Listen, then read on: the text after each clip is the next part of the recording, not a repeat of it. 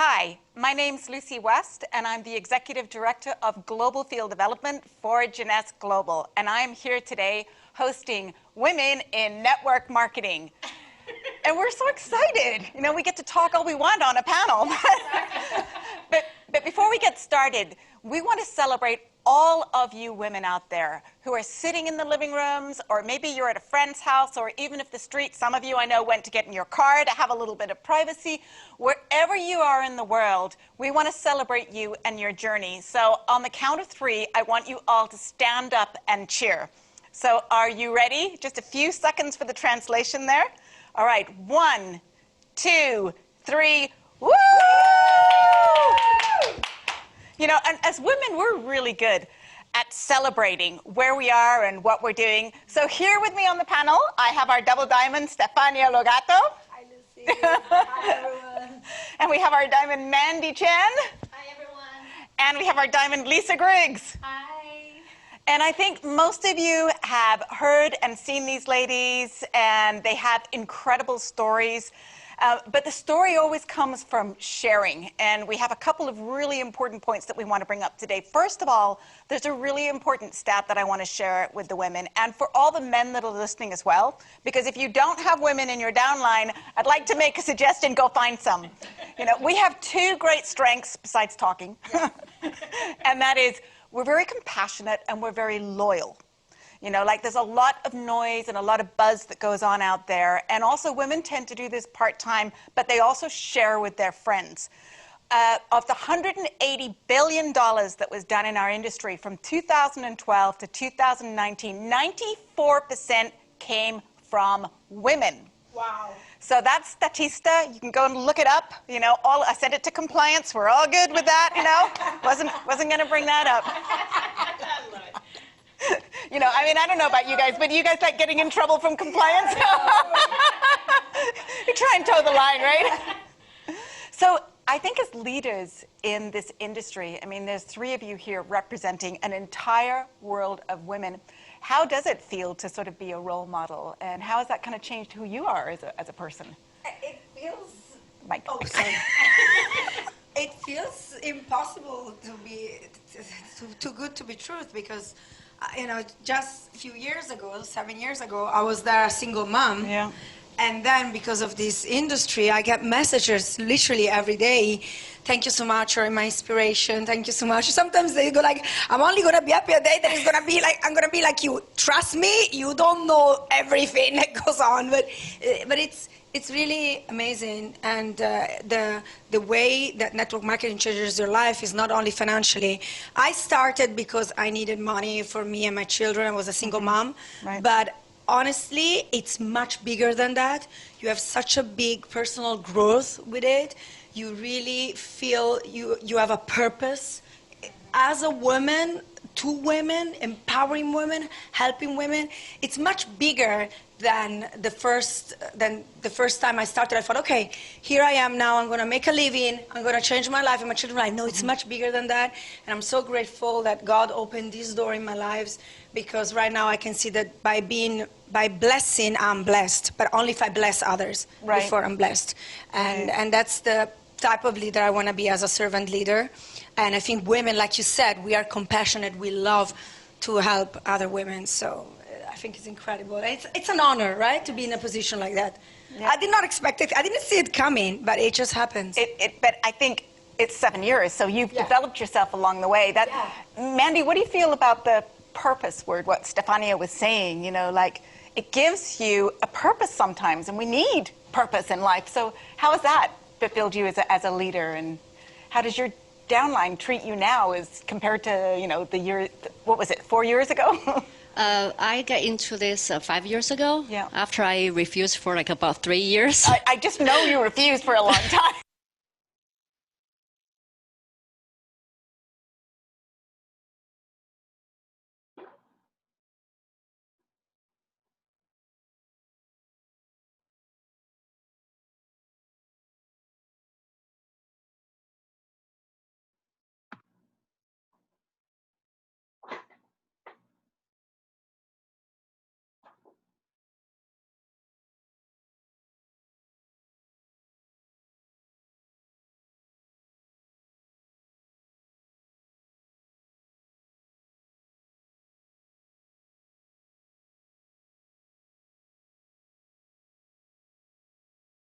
about 3 years. I just know you refused for a long time. I was very skeptical about this, or I would say profession, right? Yes, because after I get in, then I did more research on this, and Jeunesse helped me to earn so much respect in this profession. You know, so because I still work full-time in at a medical field, so I always think about the purpose of life. I mean, we all carry, it doesn't matter women or men, we have a purpose of life. But I think getting into a Jeunesse to help me really think more than just your purpose of life. How to expand your purpose for other people's lives.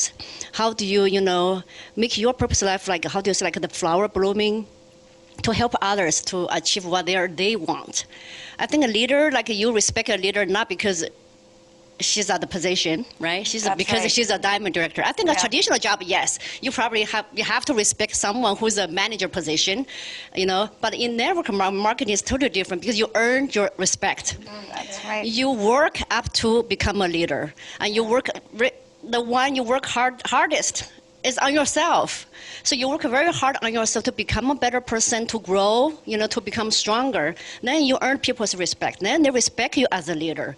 So it's not the position, it's just really who you are. Like, it's be the most truthful who you are, and you care about people. Like women, we have so many roles already in the life. So coming to the network marketing, just add one more role to already juggling hands. So I think we do this great. You know, it's all about, you know, to help each others. I tell my boss that all the time. He goes, "Stay on topic." I said, "No, I can multitask." Yes, it is one thing we add as being moms. And you could not manage children if you couldn't multitask, because you got one in that room and one in, and you just know when someone's doing something. Yes, well, totally. Yeah, to do it. So I know that John Maxwell says that people need to respect you. That's a huge positive in leadership. But if you really want a big team to follow you, they need to like you. And I know for women, we do like people to like us. It's I don't think men care quite as much as women do if they don't like them. They do want them to respect him, you know. But us, you know, you die a small death. If somebody says something bad about you. Yeah. So Lisa stops her car and picks puppies out of the road. I was trying to get one adopted today. That was my morning job. Yeah. Does anybody want a lab, you know? Yeah. So how do you people need to respect you from your team. So, and you've got men in your team as well. So how do you get people to like you and respect you? Big question. You know, I think that when you have fun, it makes everything around you be easy. And so I've really taken on this, like, be the CFO of your business, the chief fun officer of your business and of your life. Because if people come around you and they do like you and they do naturally trust you, then they'll feel like they belong to something that's greater than even themselves. And something that, as you were saying, Randy, that's just bigger than, than something that they could do on their own. And I love that part of this business, is that when it's fun, it just becomes so easy. Yeah. And when it's fun, it's contagious. Mm-hmm. And when it's fun, it's exciting. When it's fun, there's energy, and people want to be a part of that. And when you get out there and you start having a good time, people start to take notice of that. Yeah. And then they naturally want to be a part of that. Yeah. So I feel like the best way to build that is just to have fun with people, really, truthfully. Yeah, that is true. I want a big shout out right now, because also in management we have a lot of women, from Wendy Lewis. Yeah. I mean, our company is run. Yeah. I mean, she's like the queen. I mean, she is the ultimate saint. Not that Randy's not important, and I love Randy, and he calls me his cheerleaders. So I do bring a lot of fun, but it's not that I'm not serious and I'm not smart behind the scenes. But I would rather keep the feeling light, and I also think people open up to you and you learn a lot more about people. But I want to shout out to Luan, and I cannot pronounce her last name for the life of me, because she's over in Thailand, and I would rather not mispronounce it. But she's been with us, and what a leader she's been for her people. She's been in a country where she has really grown up all of the sales for Jeunesse, and you can see the respect from the diamonds working with her too. So she has worked and earned that. So I don't think you can just sign up today, sign up a few people tomorrow, and instantly they respect you. So Stefania, that's kind of a good question that we're going. we could stay on this topic of liking and forever, but I think we need to move along because I think that the women need to know out there that you can approach the business two ways. You can approach it talking about the business if you know the comp plan and if you feel confident, or you can do a product approach. So what do you feel most comfortable with and what do you train your team on? Well, it really depends who the person is when they start the business. So I cannot tell you, oh, it's only about the product, it's only about the business, or it's both. But I can tell you that when I started and I didn't know much about network marketing, I fell in love with the products, and many of my clients and many of the people that just started because of the products today are leaders. And I'm talking about even top leaders. On the other hand, I am a businesswoman and I love to create networks. So if I see that somebody, not necessarily has to be a woman, because we kind of think always woman is only about the products and man is only about the business. It's not like that. Yeah. But it depends who I have in front, then I know, okay, this person I'm going to push a little bit more about the business. But I just want to make a point, though, to the recruiters out there, because I think it's great to recruit, but don't forget that we are not paid on how many people we have in our downline. We are paid on how many people are using, consuming, and selling the products. Yeah. So make sure that you give importance to the products. And as women, it comes natural. You know, I use a lot also social media to show how I use the products. I went as far to even sign up on TikTok. Okay, let's not talk about that. I tried the products and people are asking me, what is it? I want it. Yeah. Because we need to be the product of the product. Yeah, we do. So, but yeah, so it depends who I have. I don't know about you, but I am a product of this product. It's been like 11 years from I almost like wrestled Wendy across the desk to get the first serum. I mean, you know, who doesn't? The moment you hit 50, I mean, you really need serum. But 100%, even but earlier. all of you I know are amazing testimonials to our products. So Mandy, I got a question for you though, as a professional. How do you talk to other professionals about the business? Because now we've got, you know, meeting somebody in the supermarket or meeting somebody through social media or whatever. But now you're working, you know, in the medical profession and you talk to other people. How do you introduce the business to them? I'm sure we have a lot of professional women who are watching us right now too. So when I first got in, I worked 6 days. A lot of people just like me too, you know, like my colleagues. So usually at the beginning, I didn't know how to do this business. Can you tell them what you do? I'm an oncology nurse practitioner, and my PhD is in health psychology. So I work at the cancer clinic in California. So I deal with cancer patients, which is sometimes can be a little bit depressing, right? But, you know, especially in 2020, this year, I have learned a lot. Really, nothing is secure. Before, I know nothing is secure about your health. That's for sure. That's one thing for sure. You never know what's going to happen to your health. You might think you're healthy. You might think your last annual check was normal, but then something's going to happen to you. Another thing is no job is security.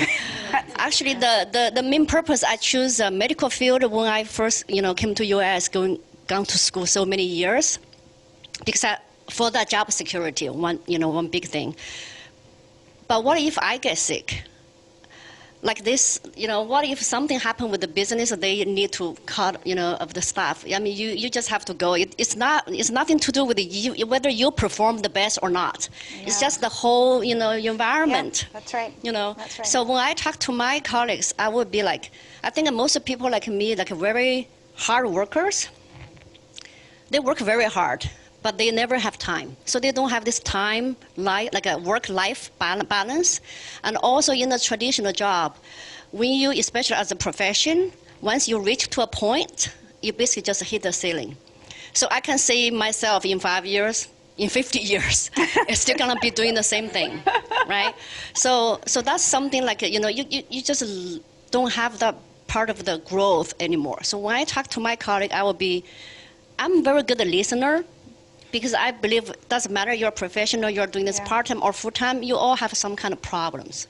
So I think Jeunesse is served like a solution. So I like to talk to them. Maybe they say, oh, I just don't have time. Every year I only have 2 weeks of vacation. You know, I would be like, what if there's something, you know, can help you to just, while you're working full-time, but still like start building like a plan B, plan C, or plan D, slowly building on the side, maybe one day, you know, can help you complement whatever you want. Yeah. So I talk to them, I listen to them and see what their needs. And we all need a plan B, come on. 2020, we all need a plan B, C, D, or E. So that's why I think we all that's how I talk to my coworkers. I think that's Yeah. really, really good advice. And Lisa, I know that there's a lot of women's groups out there, and obviously women have partners, you know. And I mean, we're all married, some of us for the second time. Some of us just one time or whatever. And you just recently got married. I did. Yeah. And I mean, I love being married. I love being married.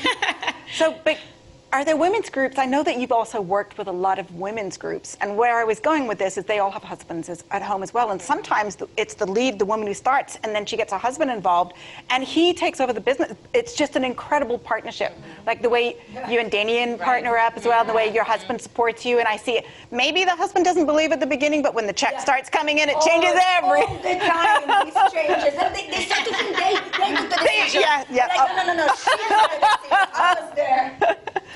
So how do you start little women's groups? Because you've got so many. How did you do that? Mostly, I just talk to everybody. I really do. I just don't prejudge. And I love the product so much. I use pretty much every product. So it's like, I have to make money because I have to get these products. It's kind of like when you work in retail, you know, and you meet somebody that works in retail, and they say, they pay me every time, and then they put the sales on all the clothing. So my paycheck goes to all the clothing that I work around, you know, all day long. But very, very similar. I mean, just talking to everybody, and I love the small group setting because I think it's very intimate and it's very personable and it's very one-on-one. So I prefer that. And then, of course, there's so many ways. You know, I rebuilt my business 3 times. So it was different every single time. It's really, really important. Every single time. The first time I got into the business, social media, I wasn't on Facebook. So it was, you know, doing a lot of small groups in the churches and things like that, which is the product. And then social media with Instantly Ageless, and then rebuilding again, you know. So it has its ways, I guess, of just getting out there and just talking to everybody, wherever you are. I mean, just gas stations, post office. I would stand in the grocery store waiting in line, and I would be like, oh, man, have you heard of this product, Instantly Ageless? No, what's that? Oh, my gosh, you got to see this. And, you know, of course, there's like 3 people in front of us, so plenty of time to just do it. Let me just give you a demo right now, right here. You know, we'd be in Starbucks and we would just say, you know, oh, sir, I need to show this woman how this product works. Can I just do a demo on you? And we would just do it right there. And again, it was fun. It was exciting. And then people wanted to, of course, be involved. So I hope that everybody's listening to this, because it is really, you have to be prepared to rebuild over and over again. It goes up and down. It's kind of like the roller coaster, but the final destination is phenomenal. The other thing is along the way, the people that you meet, the friendships that you believe. You learn a lot about life. You can't trust everybody, obviously, but the more you out there in prospecting, the more you learn to identify the type of people who you'd like to work with and how to help the different types. I mean, there's lots of personal training that you can do. And I think the other thing that I see is, you know, often if you have to be very open, because some people are just going to do this 10 hours a week. As a matter of fact, the majority of people just work this 10 hours a week. And I think as a lot of women start out part-time, I don't know about you guys, I started out back in 1987 part-time with kids at home. I was never even thinking about a full-time job. So, you know, do most of your people do this part-time, or do they do it full-time? They do it part-time when they have, like this, if they're moms, for example. I would say that's a job. So some of them are not really having a full-time job, but they are moms and they do it part-time. Other people, when they start to make that extra money, then they want to go full-time. But sometimes it's not even necessary. Honestly, I've seen people building better when they were going to their job, because there they were connecting with other people, than when they said, okay, enough now, and then they were stuck with themselves. So it really depends. Both. For me, I have both. So you don't recommend that people just drop everything and start? No. I think it has more to do with quality and not quantity. So quality, I mean, I even did a training where it was just 6 minutes a day. Just 6 minutes a day on your business. How would you, if you only had 6 minutes a day, where would you focus that 6 minutes a day on your business? Because it's about quality, not necessarily the quantity. That's what you were saying too. It does have to do with law of averages, and eventually that kicks in when you talk to enough people. Eventually you become a diamond. It's just natural progression. Yeah. But I it think- helps if you have good people. I think also now things have changed so much because of the online, because network marketing is moving a lot on online. So women can really be at home, take care of their kids, because before I was allowed touring, meeting people, being out, but now we are using a lot of social media and online, so you can really do that from home, and it just saves you so much time. Well, there's a lot of different stats. So we do this monthly momentum, with Dennis and everything. It goes out, and they pull the Google stats. And it's women over the age of 46 and 60 who watch it the most. So then you go and do the research, and you find that that's the largest purchasing power in the United States. Because their kids have left home, they're used to making all the decisions, they're actually stable. So, there's always some area that you can be looking for, but you can use your own Google stats to see who is watching you on social media, know what kind of target market you have, and obviously you're going to attract different groups of people to do that as well. Mandy, how important it is, like when you approach, you're a professional, so I mean, are you telling them full-time, part-time, sometime, try the products? In my team, I think most of them are part-time. Okay. Part-timers. Yeah, so because actually, you can have thousands of part-timers then, Yes. making up a great diamond organization. Yeah. I think because Jeunesse, the products already speak itself. If they can at least try the products, eventually they're going to fall in love with the products. And I totally agree, Lisa said, quality is better than quantity, right? Quality, right? Quality. So if you have a bunch of people, like a big group of people, when I did my research on the network company or any kind of traditional sales, especially for women, we have this kind of loyalty. Sometimes when we hook down with one brand, we don't like to change. We don't even That is We don't even look on the other side. We're loyal, yeah. Yeah, we've been loyal loyal to the company, to the products, even not when it's Yeah. network marketing, like my hair color or I always do, just stay the same. I like that and I stick with it. Yeah. The restaurants, my favorite restaurants, my beautician. That's right. That's right. We're loyal. Yeah, that's right. Where you everything like that, even from the brands that you purchase and stuff like that. Yeah. So that's a really good way to wrap up the session as well, because there is lots of buzz noise out there, and there's lots of other companies, and and friends who are going to be in other companies, and they're going to want you to join them, but they might not be that successful. So at some point or other, you have to make a decision. And you just, somebody said it best on stage. I saw them and he's this great speaker. And he was saying, my mother is the best mother in the world because she's my mother. My dad is the best dad in the world because he's my dad. And Jeunesse is the best company in the world because it's my company. And you make a decision and you just have to go forward. So how do you keep everybody focused in yourself too? Do you just wake up in the morning and... Yeah.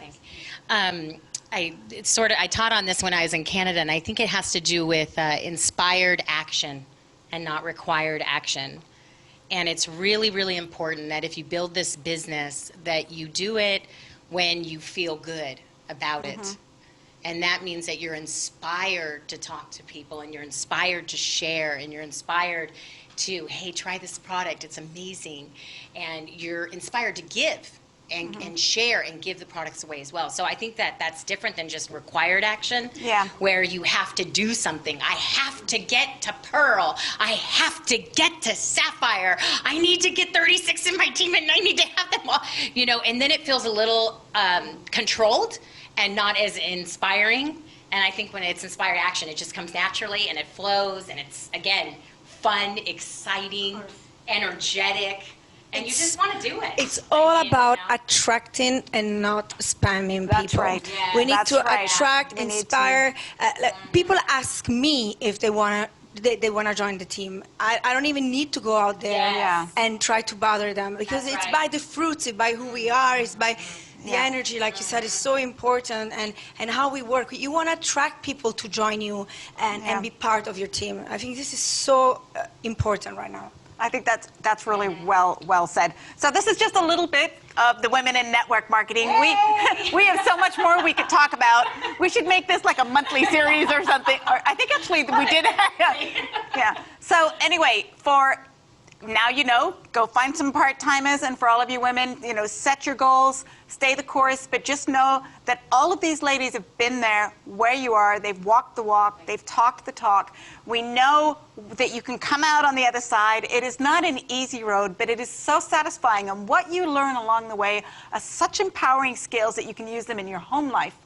And you know, you get that inner peace and that inner happiness, right? That's it's not just the beautiful envy, you know, it's internal as well. So from all of us, thank you. You guys, bye. Yeah. Thank you.